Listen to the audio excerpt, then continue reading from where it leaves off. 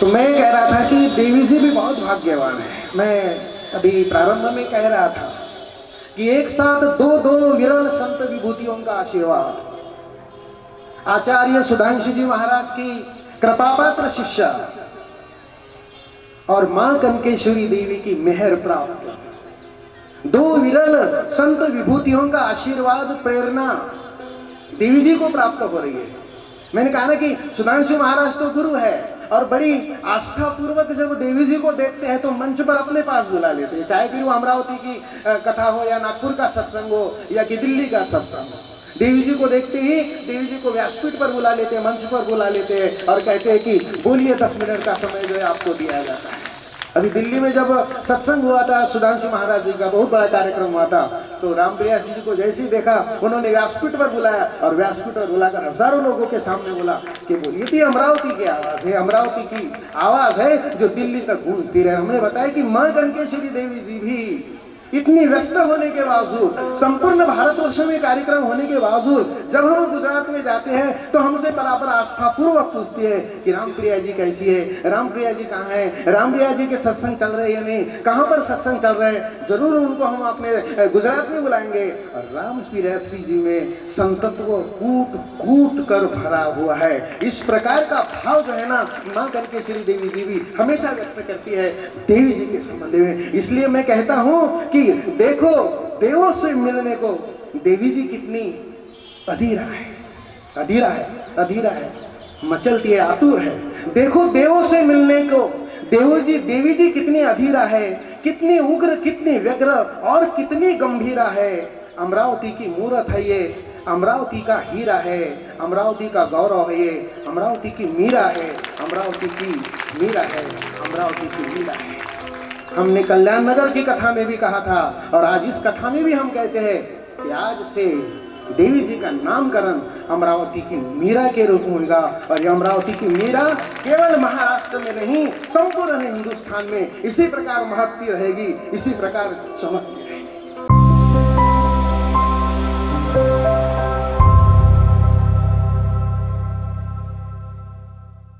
हरे राम हरे कृष्णा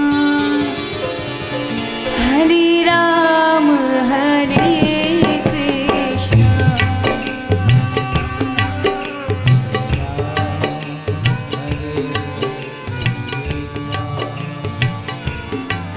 हरे राम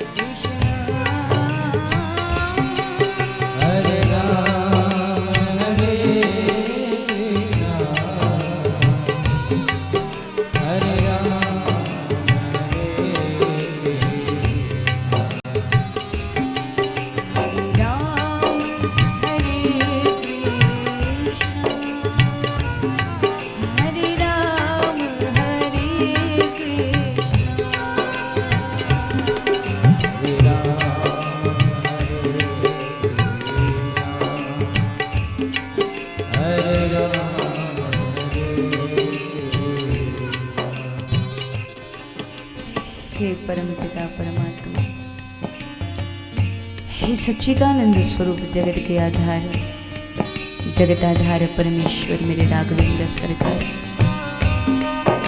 श्वासों के स्पंदन को चलाने वाले, हृदय की धड़कन को धड़काने वाले, समस्त जीवों को जन्म देकर पुनः अपने भीतर समेटने की शक्ति और सामर्थ्य रखने वाले परब्रह्म परमात्मा आप हैं। आप ही जगत के आधार हैं। माताओं की माता परम माता और पिताओं के पिता परम पिता के रूप में आप जाने जाते हैं, पूजे जाते हैं, माने जाते हैं। तो हे नाथ, अब सारे जगत के पिताओं के पिता परम पिता परमात्मा हैं और हम सब आपकी अमृतमयी संतान हैं। आज आपके अबोध बालक और बालिकाएं आपके द्वार पर खड़े होकर के अपने मस्तक को झुकाकर, अपने दोनों हाथों को जोड़ करके बड़े ही विनम्रता के साथ आपसे निवेदन कर रहे हैं, मेरे राम कृपा करिए, अपने हस्त को उठा करके हम बच्चों के मस्तक पर रख दीजिए, ताकि हमारी मति सुमति बन जाए, हमारी बुद्धि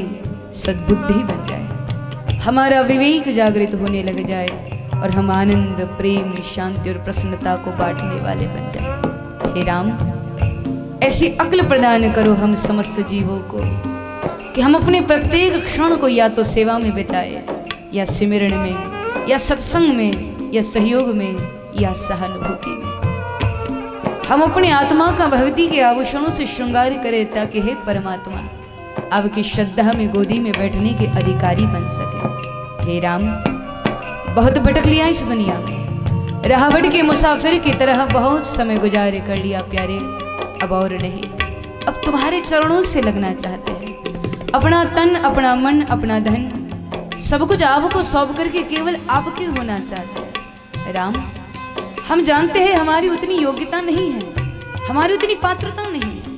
हम स्वीकार करते हैं कि हम तो नीच से भी नीचे हैं, अधमों के सरदार है, पापियों की पंक्ति में भी सबसे पहला नंबर किसी का लगता है राम, तो वो हमारा लगता है। हम कामी हैं, हम क्रोधी हैं, हम लोभी हैं, हम विषालु हैं, हम असद्वृत्तियों से भिरे हुए हैं, और जैसे भी है तो आखिर आपके ही चरणों के दास। और आज आपके दर्शन की आस लेकर के आपके बच्चे आपके द्वार पर खड़े हैं। निराश मत करो प्यारे, हमें अपने चरण शरण से लगा लो। इस दुनिया में आपसे बढ़कर के शरणागत वत्सल और कौन हो सकता है मेरे राम। आप हर एक गले से लगाते हैं। रोते हुए की आंसू की कदर केवल आपके दर पर होती है। गिरते हुए को उठाया कोई आपके दर से सीखे, पिछड़े हुए को आगे बढ़ाया जाता है आपके दर पर। इसलिए तो आपसे बढ़कर के दीन दयालु, आपसे बढ़कर के कृपालु, आपसे बढ़कर के भक्त वत्सल इस दुनिया में और कौन हो सकता है नाथ। आज आपकी उसी कृपालुता को याद करके आपके बालक आपके द्वार पर खड़े हैं और बड़े विनम्र भाव के साथ निवेदन कर रहे हैं, राघव बहुत भटक लिया इस दुनिया में, राहभट के मुसाफिर की तरह बहुत समय गुजार कर लिया प्यारे, अब और नहीं, अब तुम्हारे होना चाहते हैं, अब तुम्हें पाना चाहते हैं। अपना सर्वस्व केवल तुम्हारे चरणों में चढ़ा करके बस तुम्हारे होना चाहते हैं। राम, हमें कोई स्तुति करना नहीं आता, ना ही वेद मंत्रों को बोलना आता है, न जानाम योगम जपम नैव पूजा, लेकिन हाँ, आज भावनाओं के सरोवर में डुबकी लगा करके प्रार्थना के कुछ मोती चुन करके लाए हैं। हमारे शब्दों को नहीं राम, हमारी भावनाओं को देखो। इन शब्दों में अर्पण का भाव है, समर्पण का भाव है, क्योंकि जान गए हैं इस दुनिया में सबसे सबल सहारा यदि कोई है तो हे राघव, वो आप है, वो आप है। और इसीलिए आज दुनिया के सारे रिश्तों को, सारे संबंधों को ठुकरा करके हे राम, तुम्हारे दर पे तुम्हारे बच्चे खड़े हैं इसी आशा के साथ कि तुम्हारे दर से कभी कोई खाली हाथ नहीं लौटा। इस आशा के साथ खड़े हैं क्योंकि तुम चींटियों की भी भाषा समझ लेते हो, गूंगे की आवाज को भी सुन लेते हो राम, तो जरूर हमारी भावनाएं भी तुम तक पहुंच रही होगी। अब देर न लगाओ राम, कृपा करो, अपने हस्त को उठा करके हम बच्चों के मस्तक पर रखो, प्रार्थना को स्वीकार करो राघवेंद्र सरकार, स्वीकार करो, स्वीकार करो। तो आइए इसी मंगलमयी प्रार्थना के साथ अपने मन, कर्ण और वाणी को पवित्र बनाते हुए प्रेम से दोनों हाथ उठाकर तालियों के साथ गाते हरि बोल। हरे राम हरे राम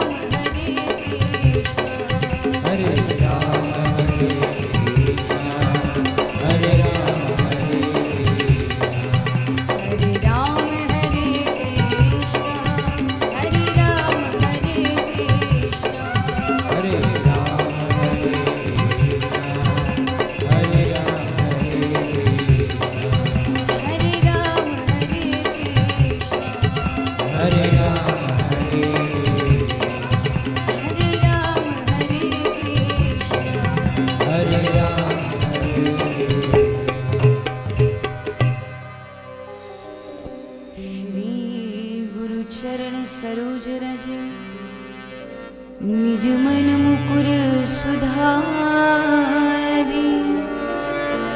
वर्णो रघुवर विमल जसु जो दायक फल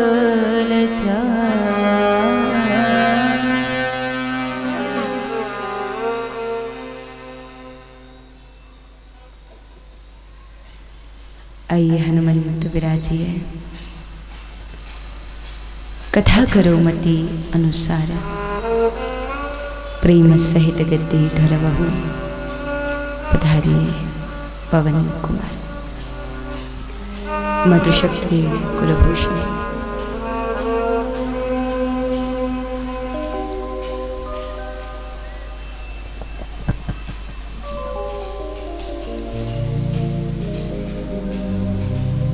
परम मंगलमयी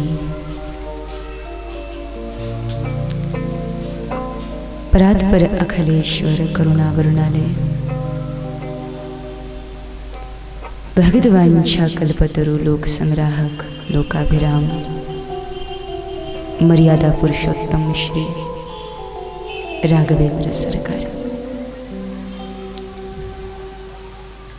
रुणि का यह वांगमय स्वरूप श्री राम चरितमानस, वही आत्मा का परमात्मा से परिचय कराने वाले महात्मा प्रातः स्मरणीय मेरे सदगुरुदेव परम पूज्य गुरुवर आचार्य श्री सुधांशु जी महाराज तथा महिमामयी माँ कनकेश्वरी देवी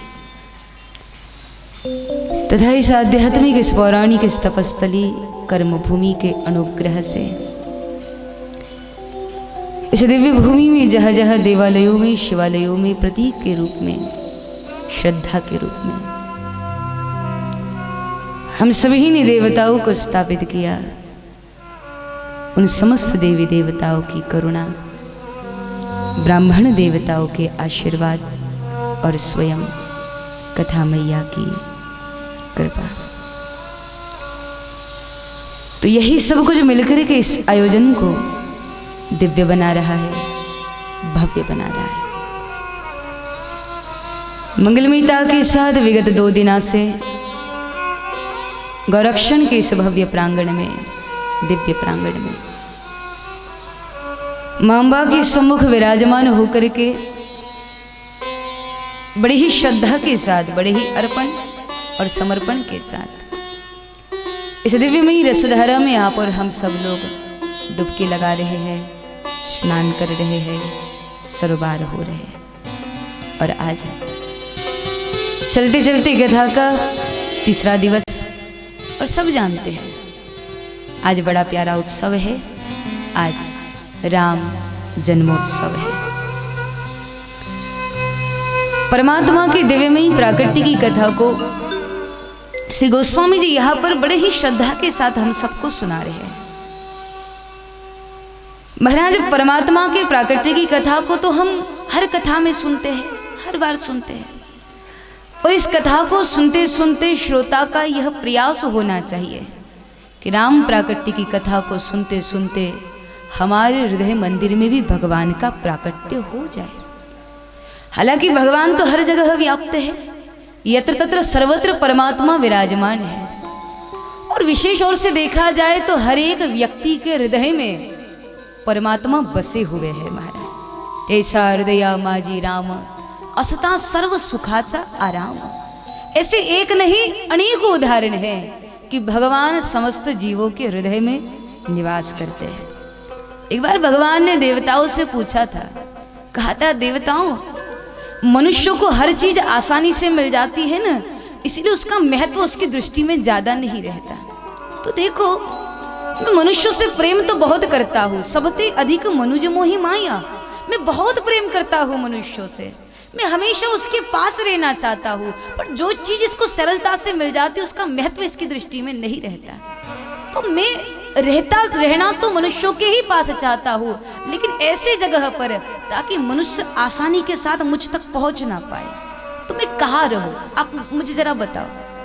देवताओं ने कहा महाराज आप एक काम करो, अब ऐसा करो आप ऊंचे चोटी पे चढ़े जाओ, वहां पर मनुष्य पहुंच नहीं पाएगा। भगवान मुस्कुराते हुए कहने लगे, अरे देवताओं, मैंने इंसान को ऐसी अक्ल दी है कि वो चोटी पे तो क्या चांद पे भी चढ़ जाएगा, वहां भी मुझ तक पहुंच जाएगा। तो देवताओं ने कहा ठीक है, फिर आप समुद्र के भीतर चले जाओ, इंसान वहां नहीं पहुंचेगा। भगवान ने कहा नहीं नहीं, वो कोई ना कोई अक्ल लगा करके वहां भी पहुंच ही जाएगा। तो मैं कहाँ रहूं ताकि सहजता के साथ मनुष्य मुझको खोज ना पाए। तो कहते हैं देवताओं ने कहा महाराज फिर तो आप ही जानते हैं आपने अपने पुत्रों को मनुष्यों को कैसे बनाया, तो उसके हिसाब से आप तय करिए कि आपको कहाँ रहना चाहिए। तो कहते भगवान ने फिर सारे मनुष्य की वृत्ति का दर्शन किया, और दर्शन करने के बाद भगवान इस निर्णय पर पहुंचे कि यदि मैं चोटी पर चढ़ा जाऊं तो ये वहां भी चला आएगा, मैं समुद्र में घुस जाऊं तो ये वहां भी पहुंच जाएगा। तो मुझे ऐसी जगह पर रहना चाहिए, रहूं तो इंसान के पास ही पर वो आसानी से मुझ तक पहुंच न पाए। तो ऐसी एक ही जगह है, वह है इंसान का हृदय। तो परमात्मा उस दिन व्यक्ति के हृदय में जाकर के बस गए। ये बाहर खोजता रहता है पर कभी अंदर झांक करके नहीं देखता। तो परमात्मा सबके हृदय में है महाराज, परमात्मा हर जगह सबके हृदय में है, पर परमात्मा का होना जितना हृदय में जरूरी है उससे भी ज्यादा आवश्यक है परमात्मा का हृदय में प्रकट होना।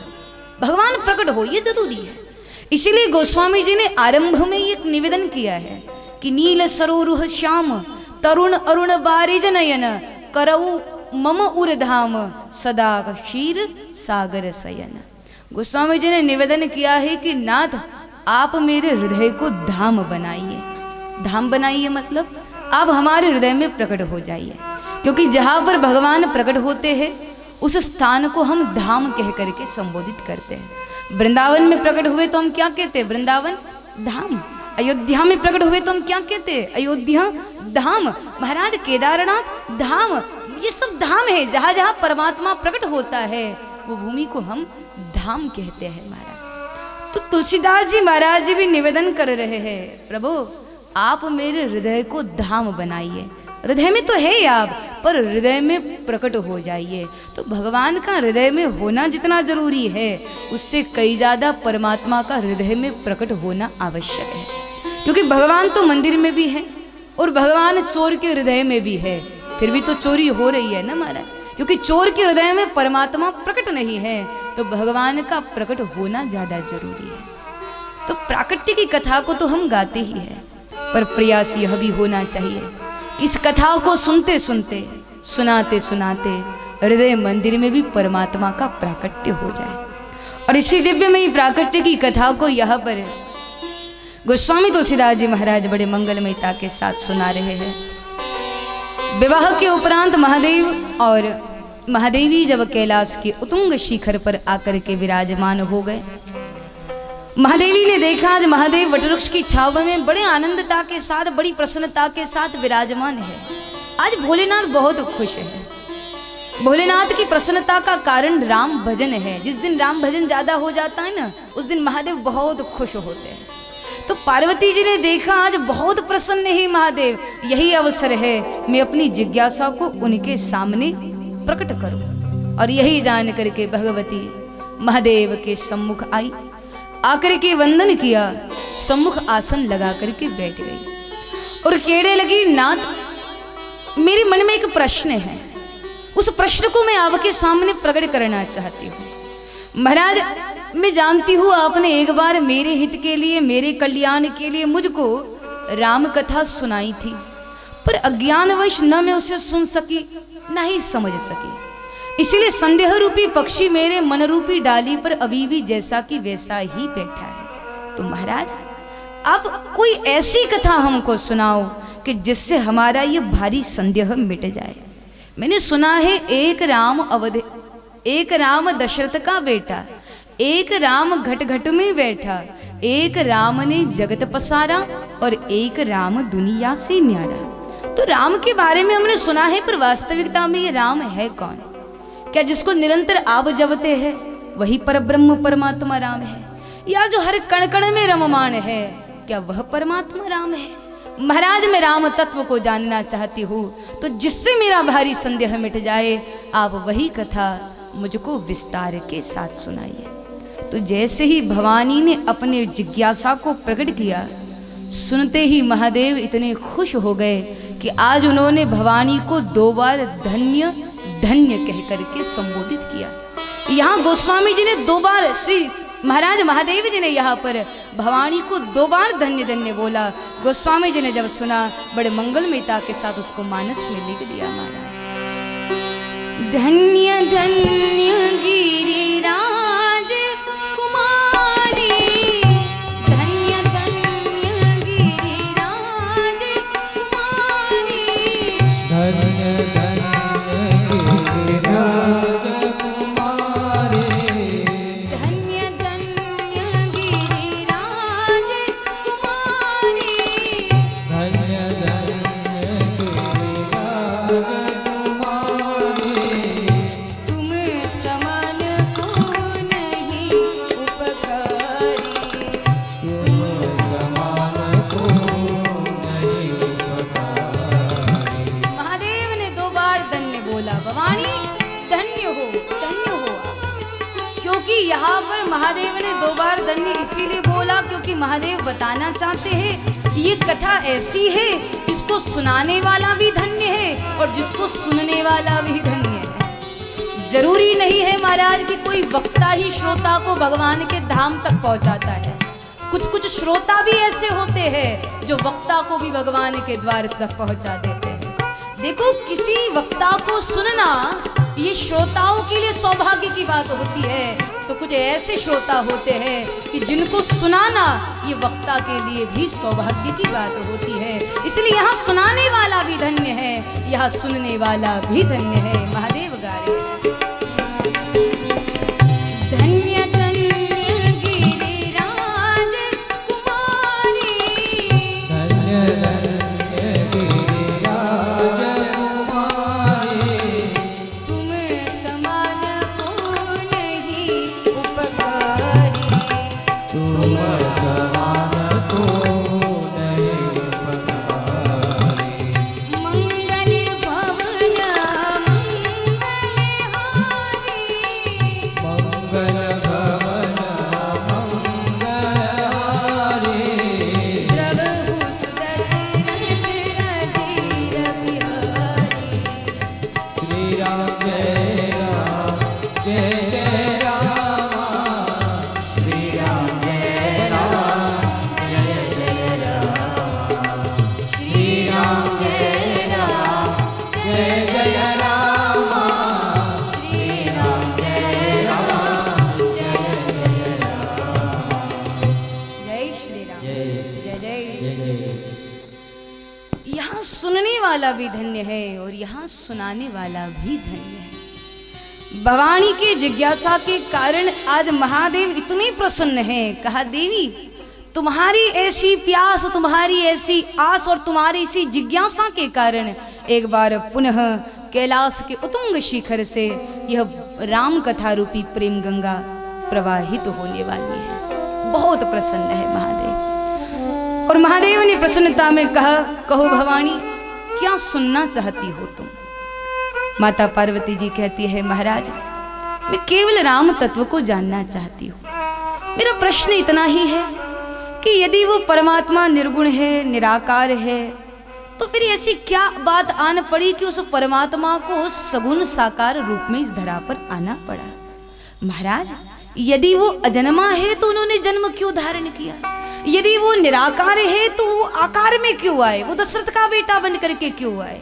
महाराज ये मेरा प्रश्न है कि क्यों वो वैकुंठ की सुख सेज को छोड़ करके, लक्ष्मी जी के मनोरम लावण्य का त्याग करके, गोलोक धाम को छोड़ करके इस भूलोक में आकर के लीला करते हैं? आखिर परमात्मा के प्रकट होने का कारण क्या है? सोचने वाली बात है महाराज। भगवान इस धरा पर क्यों आते हैं? एक बार संतों की मंडली में यही बात छेड़ी गई। आपको क्या लगता है भगवान के प्रकट होने का कारण क्या होगा? तो सबने अपने अपने विचार रखे। किसी ने कहा, बोले मेरे हिसाब से परमात्मा के प्रकट होने का कारण राक्षसों का विनाश होगा। शायद दुष्टों को मारने के लिए, राक्षसों का विनाश करने के लिए भगवान इस धरा पर आते होंगे। पर विचार करने वाली बात है, क्या राक्षसों को मारना यही परमात्मा के आने का उद्देश्य है? अरे भगवान तो इतने सामर्थ्यवान है महाराज कि भ्रुकुटी विलास सृष्टि लय हुई कि यदि परमात्मा थोड़ी सी की भ्रुकुटी को टेढ़ा कर दे ना तो प्रलय आ जाता है।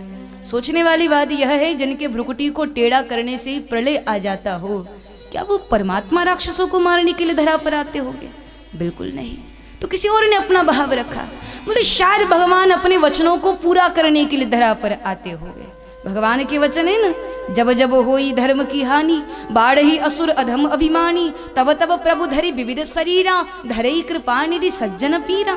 यदा यदा ही धर्म स्यादि, यदि भगवान के वचन है, शायद उन वचनों को पूर्ण करने के लिए भगवान इस धरा पर आते होंगे। तो सब ने अपने अपने विचार रखे। किसी ने कहा राक्षसों को मारने के लिए आते होंगे, किसी ने कहा भगवान धर्म की स्थापना के लिए आते होंगे। लेकिन जब गोस्वामी जी से पूछा गया कि महाराज आपके हिसाब से परमात्मा के प्रकट होने का कारण क्या है, तो गोस्वामी जी ने बड़ा प्यारा जवाब दिया कि भगवान के प्रकट होने का कारण यदि कोई है तो वो केवल मात्र भगत का प्रेम है। गोस्वामी जी गाते हैं महाराज, राम ही केवल प्रेम प्यारा, जान देव जो जान निहारा। राम ही केवल प्रेम प्यारा,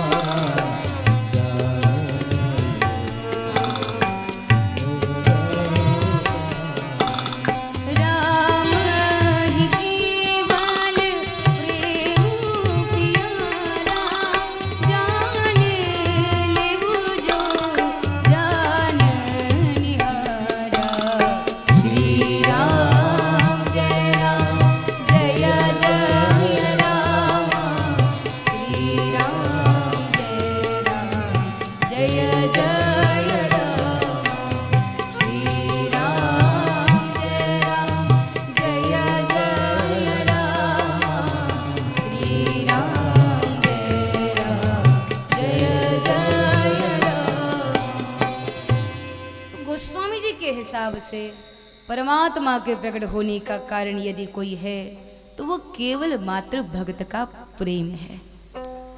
महाराज भगवान भी कहते हैं कि मेरा दूसरा नाम प्रेम है, प्रेम ही मेरे हाथ पैर है, प्रेम ही मेरा हृदय है, प्रेम ही मेरा उदर है, प्रेम ही मेरा वक्षस्थल है, प्रेम ही मेरी भूख है, और उसी प्रेम में बंद करके मैं भगत के पास दौड़ा चला आता हूँ।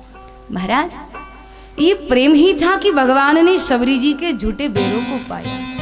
ये प्रेम ही था कि भगवान वैकुंठ की सुख सेज को छोड़ करके लक्ष्मी जी के मनोरम लावण्य को त्याग करके मीराबाई जी के यहाँ चौरस खेलने को आ जाते थे। ये प्रेम ही था कि भगवान ने युधिष्ठिर जी के राजसु यज्ञों में संतों के झूठे पत्तल भी उठाए।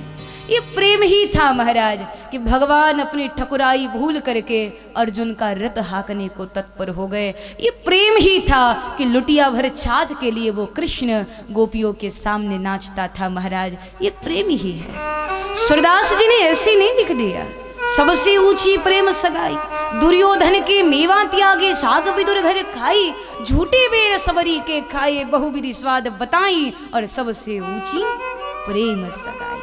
भगवान तो केवल भाव के भूखे हैं, भगवान तो केवल प्रेम के भूखे हैं। महाराज श्रद्धा के साथ ठाकुर जी को आप कुछ भी चढ़ाओ ना, ठाकुर जी पाने के लिए तैयार हो जाते हैं। विदुरानी जी जब भगवान को भोग लगा रही थी, महाराज उस समय भावना में इतनी बह गई विदुरानी जी कि जब केले को छिलती है तो छिलने के बाद गुंदों को फेंकने लग गई और छिलके भगवान को देने लग गई। हम लोग क्या करते हैं, छिलके फेंकते हैं, गुंदे ठाकुर जी को खिलाते हैं। हालांकि ऐसा ही करना चाहिए, लेकिन विदुरानी जी इतनी भाव में आ गई महाराज कि गुंदों को फेंकने लग गई और छिलके भगवान को देने लगी। आप उस घटना को कभी सुनना तो आपको पता चलेगा कि जब विदुरानी जी भगवान को छिलके खिला रही थी तो उस समय एक बार भी ठाकुर जी ने रोका नहीं, एक बार भी ये नहीं कहा कि अरे काकी क्या कर रही है, मेरे को छिलके खिला रही है क्या, मैं द्वारिकाधीश हूँ, छिलके खिला रही है तू मुझे। एक बार भी भगवान ने रोका नहीं। विदुरानी जी छिलकों का भोग लगाती चली जाए, ठाकुर जी बड़े प्रेम के साथ पाते चले जाए। वहां भगवान ने साबित कर दिया मैं पदार्थों का नहीं, मैं तो भाव का भूखा हूं। श्रद्धा के साथ शबरी ने झूठे बेर भगवान को खिलाए, भगवान ने पा लिए महाराज। ये भाव का दर्शन है, जहां प्रेम होता है वहां ठाकुर खाता जरूर है, बस प्रेम होना चाहिए। रामकृष्ण परमहंस जी महाराज जी के जीवन की घटना है। कहते जब भी वो भगवान को भोग लगाते थे ना, तो भोग लगाने से पहले खुद खाते थे, बाद में वही झूठी थाली भगवान के सामने रखते थे। तो पुजारियों को जब पता चला तो उन्होंने डांट लगा दी, बोले कैसे पुजारी है आप, अरे कैसे पुजारी है आप, आपको भोग लगाना भी नहीं आता, ऐसे कोई झूठा करके भोग लगाता है क्या भगवान को? अरे आप पहले खुद खाते हो, बाद में वही झूठी थाली भगवान के सामने रखते हो, कैसे पुजारी हो आप? तब रामकृष्ण परमहंस जी ने कहा देखो भाई, भगवान को भोग कैसे लगाना चाहिए, कैसे पानी घुमाना चाहिए, वो सब मैं नहीं जानता। मैं तो केवल इतना जानता हूँ कि जब मैं छोटा था और जब मेरी माँ मुझको भोजन कराती थी ना, तो मुझको खिलाने से पहले मेरी माँ खुद खा के देखती थी कि ये मेरे बच्चे के खाने के लायक है भी या नहीं। तो आज भी मैं वही कर रहा हूँ, भगवान को खिलाने से पहले ये देखना चाहता हूँ कि ये पदार्थ मेरे ठाकुर के खाने के लायक है भी या नहीं। ऐसे थोड़ी ना कुछ भी उठा करके दे दूंगा, ये भाव है महाराज। जब प्रेम से भोग लगाओगे भगवान स्वीकार करेंगे। कर्माबाई जी के जीवन की घटना है। कर्माबाई जी बहुत छोटी थी, उनके पिताजी ने कहा कि देखो बेटा मेरा नियम है, भगवान को भोग लगाए बिना मैं खाता नहीं हूँ, पर मुझे बाहर गाँव जाना है, शायद मेरा नियम अधूरा रह जाएगा, इसीलिए एक काम करो कर्मा, कल सुबह उठ करके स्नान आदि करके भगवान को भोग लगा देना, भगवान को जिमा देना, बाद में खुद खाना। अब पिताजी बोल करके चले गए। अब कर्मा के दिमाग में वो बात बैठ गई, पिताजी ने बोला था जब तक ठाकुर भोग स्वीकार न करे तब तक खुद मत खाना। अब छोटी सी नन्ही सी बच्ची महाराज, ज्यादा कुछ तो बनाना आता नहीं था, खिचड़ी बना दी और खिचड़ी बना करके उसको बढ़िया थाल में परोस करके ऊपर से प्रेम रूपी घी ढाल करके महाराज जल से भरा हुआ कलश ले करके कर्मा गई ठाकुर के दरबार में और जाकर के वह खिचड़ी की थाल भगवान के सामने रख दी। वही पास में चौकी थी, उस पे जाके बैठ गई। लगा अब भगवान आएंगे, अब भोग स्वीकार करेंगे। अब बेटी बेटी थाल को देखती है, ठाकुर को देखती है, लेकिन न ठाकुर आता है न भोग स्वीकार करता है। तो कर्मा बड़ी व्याकुल हो गई। 15-20 मिनट के बाद कहने लगी ठाकुर तेको भूख नहीं लगी है क्या, सुबह से कुछ नहीं खाया तेने, अरे कुछ तो खा ले भाई, कुछ तो पा ले, खिचड़ी है इतने प्रेम से बना के लाई हूँ, थोड़ा तो खा ले। अब ये प्रार्थना करे फिर भी भगवान ना आवे महाराज। तो कर्मा समझ नहीं पा रही थी आखिर बात क्या है। तो कर्मा जी लालच देने लगे, क्यों ठाकुर खिचड़ी पसंद नहीं आती क्या आपको, देखो आज खिचड़ी खा लो, कल रबड़ी बना दूंगी, पर आज तो खिचड़ी खा लो। फिर भी भगवान नहीं आए महाराज। तो कर्मा कहती अच्छा शायद मैं यहाँ पे बैठी हूँ इसीलिए आने में संकोच हो रहा है क्या, कोई बात नहीं, मैं बाहर टहलती हूँ, तुम आराम से भोजन करो। अब दरवाजा बंद कर लिया, बाहर टहलती रह गई कर्मा और बार बार द्वार खोल करके देखती है, लेकिन न भगवान आते हैं न भोग स्वीकार करते हैं। तो इतनी व्याकुल हो गई वो छोटी सी बच्ची कि जब थाल को देखा और भगवान को देखा सब वैसा की वैसा है, तो व्याकुलता में कर्मा अपने गिरधर को मनाते हुए, अपने गोविंद को मनाते हुए गाने लग गई महाराज। थाली भर कर लायो रे खींचड़ो, ऊपर घी की बाट की, जीमो मारा शांगनी जिमाए बेटी जाट, जीमो मारा शांगनी जिमाए बेटी जाट, थाली भर कर लायो रे खींचड़ो।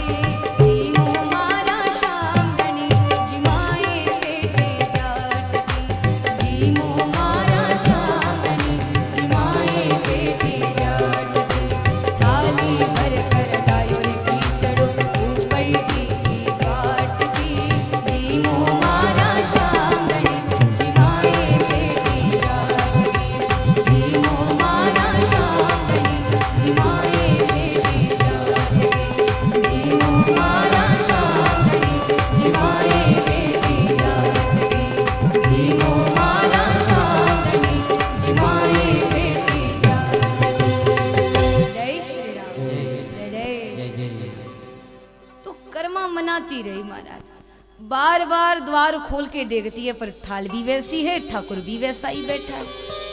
तो इतनी व्याकुल हो गई कर्मा कि आंख में आंसू आ गए और भगवान के सामने खड़ी होकर के कहती है, ठाकुर सुबह से तैने कुछ ना खाया और पिताजी बोल के गए हैं जब तक तू नहीं खाएगा तब तक मैं भी नहीं खा सकती, मुझे भी भूख लगी है, फट से भोजन पाले, यदि तुमने भोजन नहीं किया तो यही सिर पटक दूंगी तुम्हारे सामने। अब महाराज जब इतनी श्रद्धा के साथ पुकार लगाई तो आप देख सकते हैं वो घटना घटी कि सावरी महाराज धाव लिया कि ओट बैठ कर शाम खिचोड़ो खायो जी। फिर वो घटना घटी कि भगवान को आना पड़ा और कर्मा के लगाए हुए भोग को स्वीकार करना पड़ा। कहते उसके बाद तो कर्माबाई जी का नियम बन गया था महाराज, रोज सुबह उठना, ठाकुर के लिए खिचड़ी का भोग लगा देना, ठाकुर को जिवाना, बाद में खुद जीवना। अब पता नहीं शायद एक दिन कर्माबाई जी को सुबह उठने में देरी हो गई, शायद सुबह के 6 साढ़े 6 बज गए हो गए। कर्माबाई जी ने सोचा यदि अब मैं स्नान करने में लग जाऊंगी और समय हो जाएगा, ठाकुर भूखा बैठा है कब से, तो स्नान आदि बाद में कर लूंगी, चलो पहले भगवान के लिए भोग बना दो। तो बिना नहाए धोए ही कर्माबाई जी ने खिचड़ी बनाने के लिए रख दी। अब समय ज्यादा नहीं था ना, तो या खिचड़ी बनाने के लिए रख दी और वहां नीम की दातुन लेकर के दांत साफ करने लगे। वह खिचड़ी पक रही है या दांत साफ कर रही है। तो हुआ ये वो खिचड़ी पकते पकते जैसे भगोने से नीचे गिरने वाली थी, कर्मा ने देखा ओह खिचड़ी गिरने वाली है भगोने से, तो हड़बड़ाहट में हिलाने के लिए कुछ मिला नहीं, तो उसी नीम की दातुन को मुख से निकाला और उसी से ही खिचड़ी को हिला दिया और उस खिचड़ी को खाने के लिए भगवान भागे भागे आ गए। फिर कौन कहता है कि ठाकुर पदार्थों का भूखा है, भगवान तो केवल भाव के भूखे है। श्रद्धा के साथ भोग लगाओ, ठाकुर पाता है महाराज। पर हमारे भोग लगाने में थोड़ा श्रद्धा का अभाव दिखता है, इसीलिए मैंने बहुत सारी माताओं को देखा, वो जब भोजन बनाती है ना, भोजन बनाने के बाद भगवान के लिए एक छोटी सी रोटी बनाती है, उसी रोटी को कटोरी में रखेगी, उसी रोटी पर दाल, उसी पर ही चावल, उसी पर ही सब्जी, उसी पर ही घी, उसी पर ही शक्कर और पूरी खिचड़ी बना करके भगवान के सामने रख देगी और कहेगी ठाकुर जी खाना हो तो खाओ वरना दिन भर वैसा ही पड़ा रहने दो। दिन भर पड़ा रहता है माना, ये गलत है। देखो भगवान को कभी प्रेम से खिलाओ। आपके छोटे बच्चे जब नहीं खाना चाहता, आपका छोटा बच्चा है वो नहीं खाना चाहता, तो आप क्या करती हो, एक कटोरे में दाल चावल लेकर के पूरे घर में उसके पीछे घूमती हो, कहती हो अरे थोड़ा तो खा लो, भली दाल चावल ही पा लो, कम से कम दूध तो पी लो।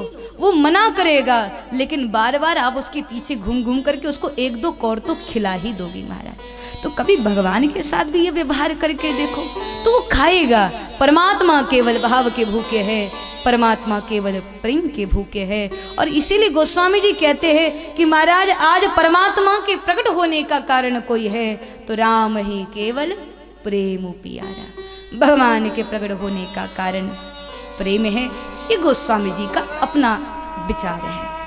लेकिन कैलाश की उतुंग शिखर पर विराजमान होकर के यह महादेवी को राम जन्मोत्सव के 5 कारणों का दर्शन कराते हैं। तो महाराज वही 5 कारणों में से सबसे पहला कारण है जय और विजय।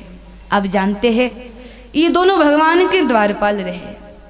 ऐसी कथा मिलती है हमारे धर्म ग्रंथों में कि एक बार सनकादिक ऋषियों का आगमन भगवान के धाम में वैकुंठ में हुआ। सनकादिक ऋषियों ने भीतर जाने का हट किया कि हमें दर्शन करना है, हम भीतर जाने दो। जय और विजय ने मना कर दिया, बोले इस समय परमात्मा विश्राम कर रहे हैं, यदि आप भीतर चले जाओगे तो भगवान के विश्राम में व्यवधान आ जाएगा, हम आपको भीतर नहीं जाने दे सकते। सनकादिक ऋषियों ने कहा हमें रोकने का साहस किसी में नहीं है, आप भीतर जाने दो। भगवान भी हमारी प्रतीक्षा में होते, हमें भीतर जाना चाहिए, अब रोको नहीं। जय विजय न माने, उन्होंने बार बार मना कर दिया तो सनकादिक ऋषियों को क्रोध आ गया।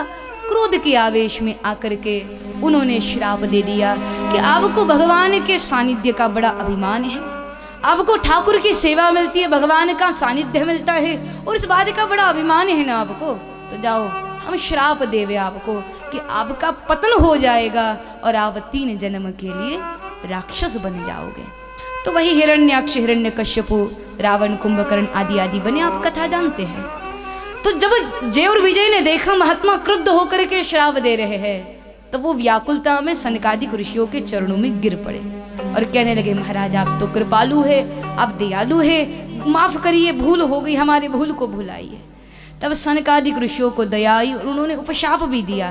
कहा देखो राक्षस तो तुम बनोगे ही, लेकिन जब जब राक्षस बनोगे तब तब खुद परमात्मा प्रकट होकर के संहार के साथ साथ तुम्हारा उद्धार भी करेंगे। भगवान हाथों से, अपने हाथों से तुम्हारा वध करेंगे तो तुम्हारा विकास हो जाएगा, विनाश नहीं। तो कहते हैं सनकादिक ऋषियों के इस वचनों के कारण भी परमात्मा को जय और विजय के उद्धार के लिए अनेक रूप धारण करने पड़े, जिसमें राम यह रूप भी, यह अवतार भी उनका अद्भुत रहा। तो ये राम जन्मोत्सव का एक पहला कारण रहा। उसके बाद राम जन्मोत्सव का दूसरा कारण है, कहते जालंधर। ये जो जालंधर है महाराज, ये बड़ा पापी और अधर्म की स्थापना करने वाला ये राक्षस था। इसने देव